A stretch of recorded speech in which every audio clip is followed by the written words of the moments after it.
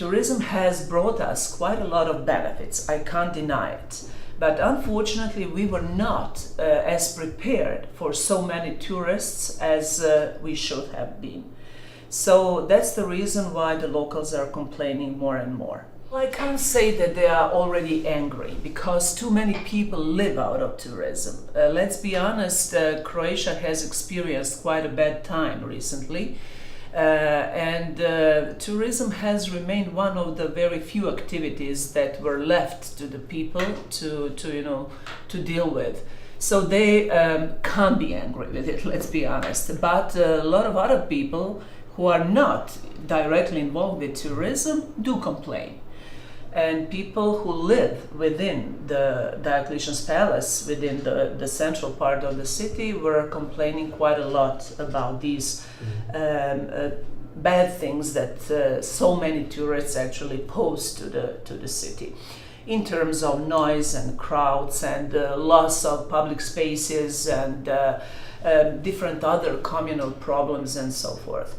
Nowadays, people of my age and younger as well are moving out of the central part of the city because of too many tourists and too many, crowds, which is very convenient for the youngsters, but we feel that we are actually losing our city.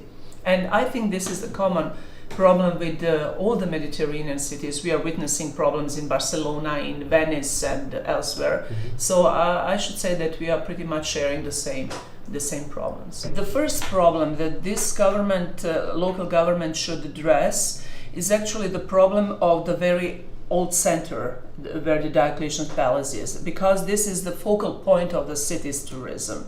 Everything is happening there. People are actually coming mostly because of the Diocletian's Palace, historic monuments and the whole area. So we have horrible problems with the traffic infrastructure in that region.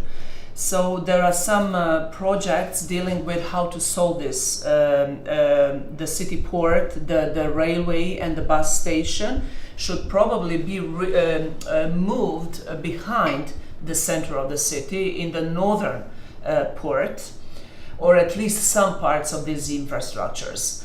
So in this way we are going to get some area which may be refurbished and reused for some other purposes, public spaces or maybe even hotels or something like that. It is very hard to predict the future, especially when the future changes so fast as it is nowadays, because a lot of external factors can change situation like this, a crisis matter or something like that.